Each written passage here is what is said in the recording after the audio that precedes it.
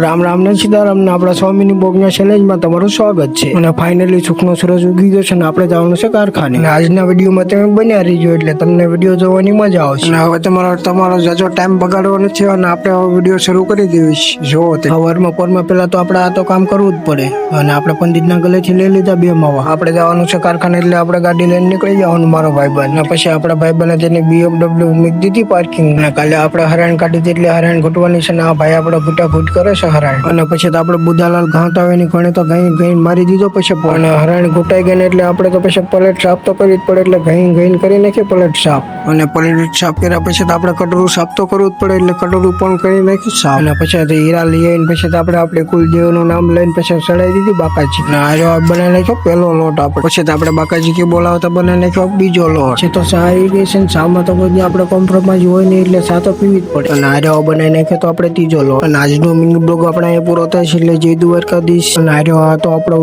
48મો mini blog સારો લાગ્યો હોય તો ફોલો કરી નાખજો.